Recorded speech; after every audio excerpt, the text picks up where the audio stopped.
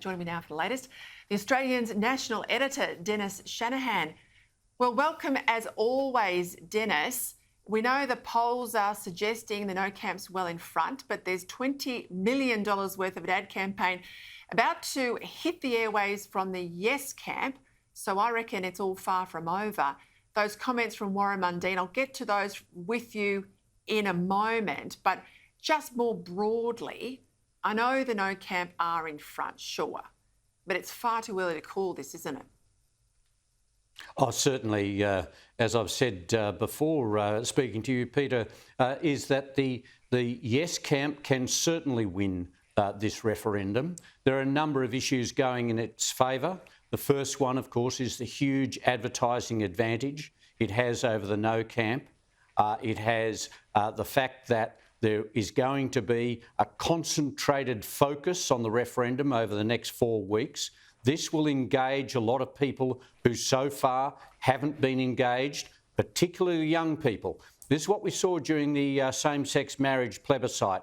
A lot of older people voted no early, but in the end, it was actually pushed ahead by younger people who were then encouraged to vote at the end. The same thing could very well happen during this referendum. And the other thing is that there's a danger of complacency. When you see all the polls and think, oh, everything's okay, if you're a no voter, you don't have to worry. And then you have people who don't turn out to vote for no, and a lot of people turning out because they've been energised to vote yes. So, yes, this could still certainly be passed on October 14.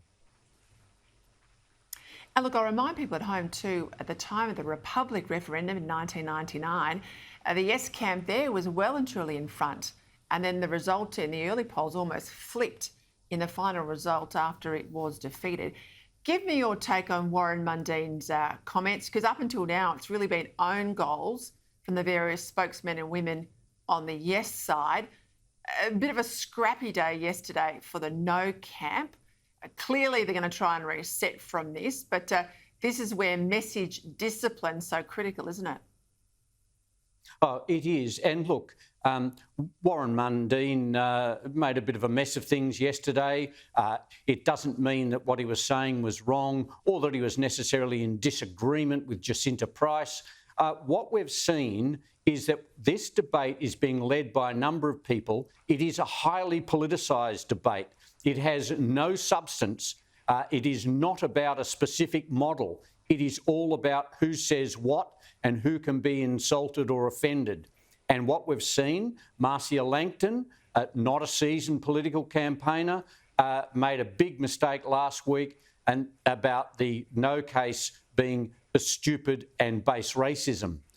Warren Mundine has made a similar mistake where it doesn't really matter what you're saying. It is in the middle of a hypercharged campaign and inexperienced people are being thrown into a very difficult political campaign. So I think what we're seeing is a lack of substance. So there's no defining debate.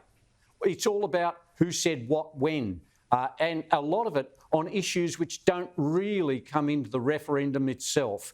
And so what we're seeing is a lot of insult and trivia, and we're seeing missteps by people who are not experienced political campaigners. And I think that's part of the overall lesson for Warren Mundine and Marcia Langton.